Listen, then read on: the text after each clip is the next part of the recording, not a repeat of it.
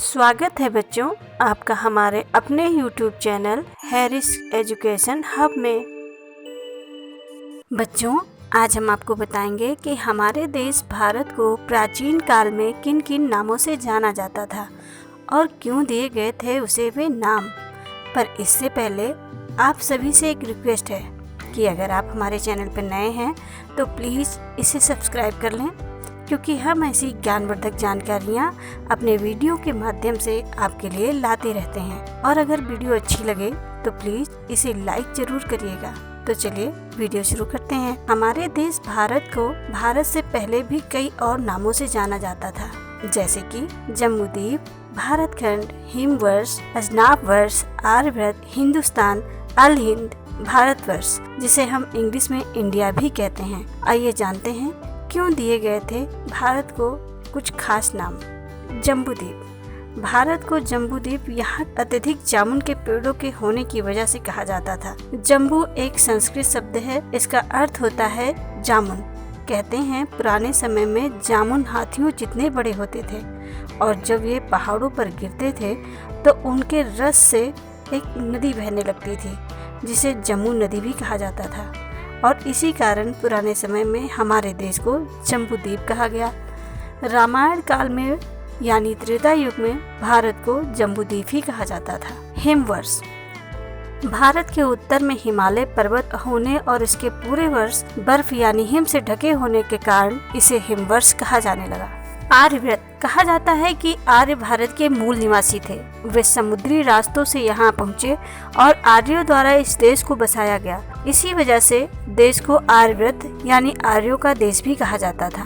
भारतखंड। वेद, पुराण, महाभारत और रामायण सहित कई अन्य भारतीय ग्रंथों में भारतखंड का नाम दिया गया, जिसका अर्थ होता है भारत का भाग, यानी भारत की भूमि को बताने के लिए भारतखंड कहा गया। हिंदुस्तान। बताया जाता है कि मध्य युग में जब तुर्क और ईरानी यहाँ आए तो उन्होंने सिंधु घाटी में प्रवेश किया। वे लोग सा अक्षर का उच्चारण हा बोलकर करते थे। इसी तरह सिंधु का उच्चारण हिंदू हुआ और इसी से हमारे देश का नाम हिंदुस्तान हो गया। इसके बाद कालांतर में हिंदू शब्द से हिंदुस्तान का जिक्र होने लगा। भारत। इस नाम को लेकर कई कहानियाँ कही जाती हैं, कुछ आप सबने भी सुनी होंगी। कहते हैं प्राचीन काल में भरत नाम के कई महान व्यक्ति हमारे देश में हुए, जैसे कि हस्तिनापुर के राजा दुष्यंत और शकुंतला के पुत्र भरत, जो कि एक चक्रवर्ती सम्राट हुए।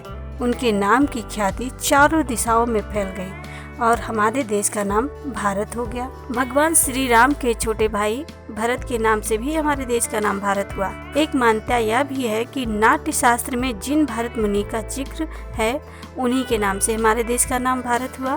भारत। इसी तरह मत्स्य पुराण में उल्लेख है, मनु को प्रजा के जन्म देने वाले वर और उसका भरण पोषण करने के कारण भरत कहा गया। भारत नामकरण के सूत्र जैन परंपरा में भी मिलते हैं। भारत एक संस्कृत का शब्द है, इसका अर्थ होता है ज्ञान के प्रकाश की खोज। इंडिया।